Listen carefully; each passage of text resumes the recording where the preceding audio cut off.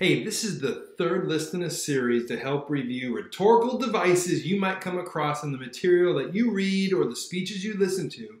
Now, specifically, these are meant to help with the questions you might encounter on the AP Language Multiple Choice section, because some questions get really specific about rhetorical devices, and also you have to write a rhetorical analysis essay. I hope that's not news to anybody.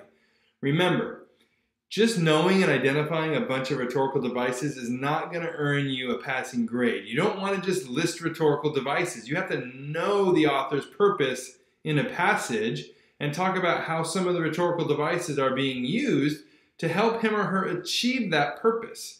You can still get a good score without specifically naming a bunch of rhetorical devices if you focus on how the author is using language, what the writing is doing to help the author achieve the purpose. So for that, you do have to understand what a rhetorical device does, even if you don't actually name the device itself. At the very least, these lists will give you an idea of the uses and functions of a lot of rhetorical devices so that you will start to read a passage and you can see how the author is using the language to convincingly argue a point. There are a lot of terms, so what I did was to group them around common functions to hopefully make a little more sense of how they are used rhetorically. I'm calling list 3 away with words. List 3 talks through a lot of the rhetorical devices that deal with word choice and how an author uses word choices to contribute to the tone and types of appeals that might be in a piece. So list 3, away with words. When we talk about word choice, we're talking about diction. So I feel like we have to start there. Diction is not a rhetorical device per se, simply because of what diction means. It is word choices and the use of words and phrases in writing or speech. It's what makes up the writing or speech itself. So don't ever say the author uses diction, because that's like saying the author is breathing, right? It's a given. That's how we communicate. But recognizing an author's diction helps us to decode the tone and the mood, and even gives clues to who the audience might be. So let's quickly review a couple types of diction. All right, so you have formal diction. The word formal should be a giveaway that it has a more serious and educated tone, right? It suits academic writing and like sophisticated discourse. The writing will probably feel more detached without as much emotion because it's trying to be so formal. Informal diction, right, will feel more relaxed and relatable. It doesn't mean that it's not polite and educated, but it just doesn't feel as intellectual or academic, or what some people might call lofty. Colloquial diction, this is usually what we hear in everyday usage, just relaxed and casual, and more everyday sayings might slip in. And then we have slang. Slang is always super casual and reserved for the most kind of colloquial buddy friend situations. And I don't want to throw any shade here, but if you think slang and rhetorical analysis is lit, your brain is 404. So while you won't use diction as a rhetorical device, recognizing the diction in a reading selection will help you with the level of writing, the purpose, and the intended audience. Number 27 is cacophony.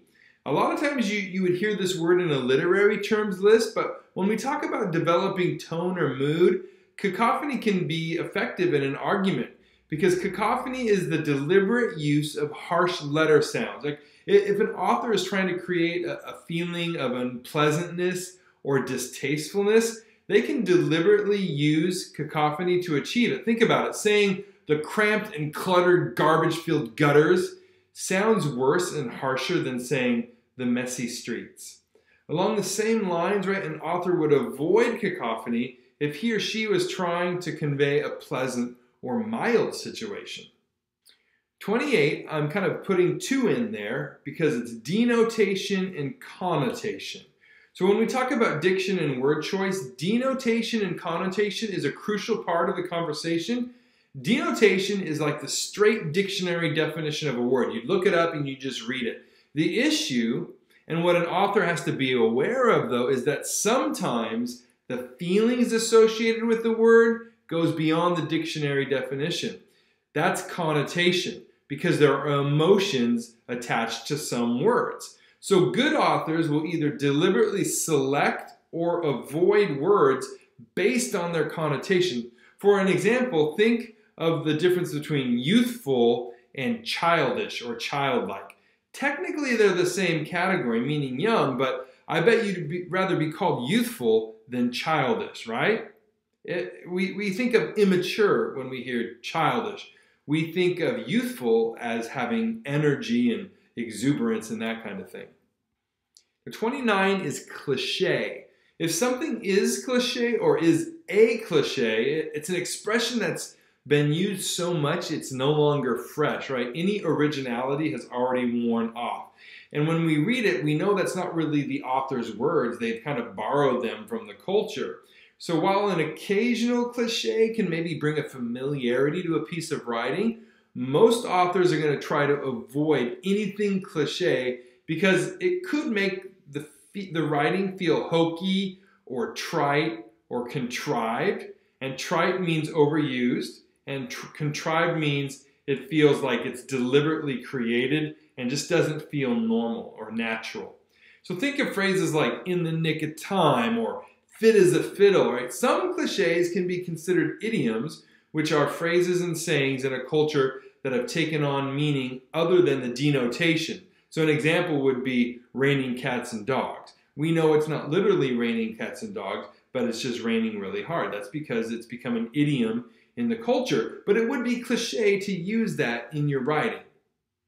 So 30 is empathy. So most of us know what empathy is, but probably haven't really thought of it as a rhetorical device, but it makes sense if you think about it, right? If an author can cause readers to understand closely what a person or a group is feeling and experiencing, an audience may be more receptive and definitely would be more compassionate, right? It might be better to think of empathy as a desired result of the use of certain rhetorical devices, but it's helpful to be able to recognize when an author is trying to establish an emotional connection between his or her subject and the audience so that you can tell that they're trying to make the audience be empathetic to their cause. The next one is distinction. And we all know that when something is distinct, it stands apart and is recognizable. So rhetorically, distinction is a reference to a particular meaning or various meanings of a word to remove any ambiguity or confusion in the mind of the reader. So if you think about denotation versus connotation, if there's a connotation the author wants the audience to not associate with what they're talking about, they might want to make that distinction. So if you think about a word that has those connotations, the author doesn't want the audience to read into it, you have to be able to clarify what's being said. And you can recognize when an author is doing that because they'll say something like, what this means is, or what I mean by this is, there'll probably be some wording that would kind of set up the fact that they're trying to make a differentiation between the words that they're using. 32 is epithet. An epithet is an adjective used to point out a characteristic of a person or thing. It's supposed to bring out something's qualities more because of its descriptive nature. If you say a crowd is bloodthirsty, it helps capture the violent nature of a mob, right? We will often see epithet with a negative connotation. You'll hear it used like they shouted racist epithets at the crowd, or something like IT guys are often given the epithet nerd, right? So it oftentimes will have kind of a tie-in to something negative, but it's not necessarily always going to be the case.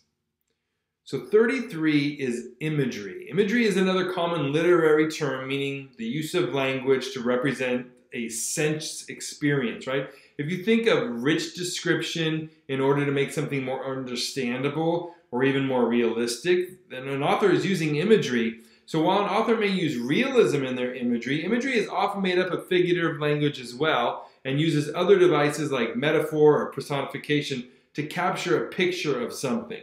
So since imagery is about appealing to the senses, right, you can have auditory imagery, which is pertaining to sound, what's called gustatory imagery, which is pertaining to taste, kinesthetic imagery, which is about movement, olfactory imagery, which is about smell, tactile imagery, which is about touch, and then visual imagery, which is pertaining to sight.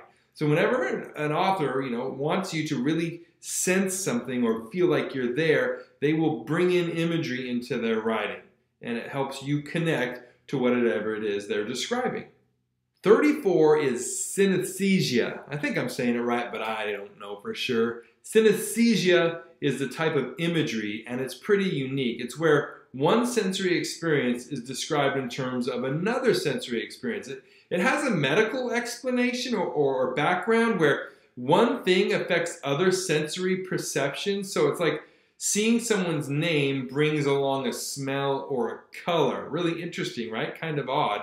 But as a rhetorical device, it involves word choice that connects the different senses. So if you say someone's words cut like a knife, then you have sound and kinesthetic. Or an orchestra produces a bright sound, right? You have visual and auditory combined. So it just brings like a new and interesting way of looking at something perhaps to an audience. And that's always good when you're trying to argue rhetorically or present something, is that you make an audience pause and think about something in a new or different way. 35, another weird sounding one, SYNATHROESMUS. So this device is a series of words, often adjectives, also known I think as accumulatio, that just kind of pile up for a compounded effect. Often it's used in criticism, but that's not always the case. If you think of like NyQuil's slogan, right? It's the nighttime sniffling, sneezing, achy, stuffy head fever so you can rest medicine. That's SYNATHROESMUS. So is calling somebody a no good, dirty, rotten turd burglar, right? We just piled on all the adjectives there to really give this full-bodied feeling and description.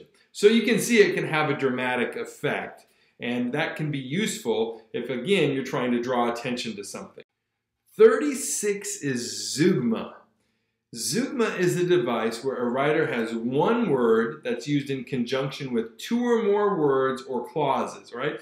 So it can work naturally to communicate a surprising idea. Something like, in their relationship, she tried to wage war, he tried to wage peace. So we're familiar with the wage war, but the wage peace is kind of a fresh, different way to look at things. But it can work for both in different ways. Like if I said, on my Europe trip, I caught a train and I caught a cold on the same day. So the image of caught is applied to two different things, and both of them work, but they're used in a different way as well.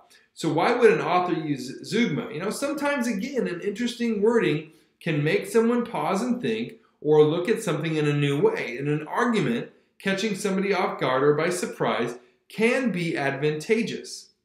And that's actually the last word in the list, away with words. Hopefully, learning these terms and seeing some of the ways these devices work will help you grapple with some of the reading and writing that you have to do on the AP language exam. Remember, this is the third list, though, in a series reviewing rhetorical devices. So there's more review that can hopefully help out. So check out this whole playlist for those. And it would be awesome if you could subscribe and share.